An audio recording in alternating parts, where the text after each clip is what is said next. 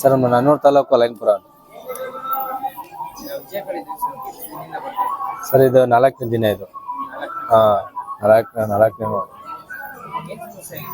ಸಮಸ್ಯೆ ಅಂದ್ರೆ ಪಾಪುಗೆ ಅವನಿಗೆ ಹುಟ್ಟಿದಾಗ 3 ವರ್ಷ ಚೆನ್ನಾಗಿದೆ.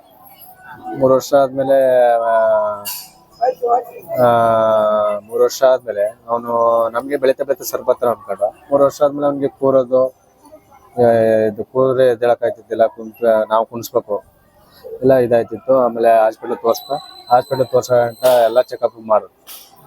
ಅವ್ನು ಎಕ್ಸ್ರೇ ಸ್ಕ್ಯಾನಿಂಗ್ ಬ್ಲಡ್ ಚೆಕ್ ಎಲ್ಲ ಮಾಡಗಂಟೆ ಮೆಡಿಸಿನ್ ಇಲ್ಲ ಅಂದ್ಬಿಟ್ರು.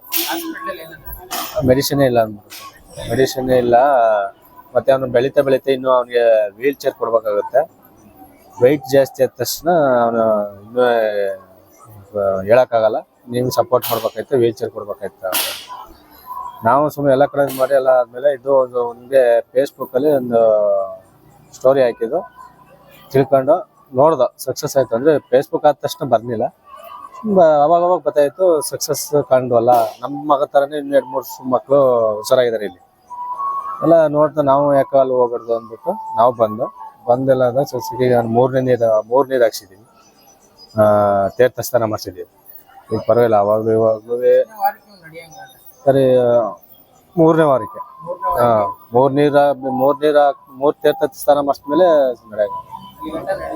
ನಡೀತ. ಅಂದ್ರೆ ಕೋರ್ಸ್ ಅಷ್ಟೇನು ಫ್ರೀ ನಡೀತಿರ್ಲಿಲ್ಲ.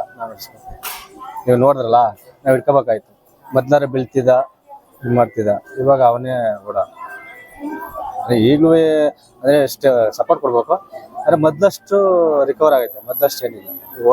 ಓಡಾಡ್ತಾನೆ ಇವಾಗ ಪರವಾಗಿಲ್ಲ. ನಾವು ನಂಬಿಕೆ ಇಟ್ಕೋಬೇಕು ಅಷ್ಟೇ. ನಂಬಿಕೆ ಇಟ್ಕೊಬಂದ್ರೆ ಸರ್. ಭಕ್ತಾದಿಗಳಿಗೆ ನಂಬಿಕೆ ಇಟ್ಟು ಬಂದಾಗೆ ಸಕ್ಸಸ್ ಆಗುತ್ತೆ ಸರ್. ಬರ್ಬೋದು ಇಲ್ಲೆಲ್ಲ ಬಂದು ನೋಡಿ ಸಕ್ಸಸ್ ತೀರ್ಥ ಸ್ನಾನ ಮಾಡಿಸೋದಾಗಿ ಸಕ್ಸಸ್ ಆಗುತ್ತೆ. ನಂಬಿಕೆ ಇಟ್ಟು ಬರ್ಬೋದು.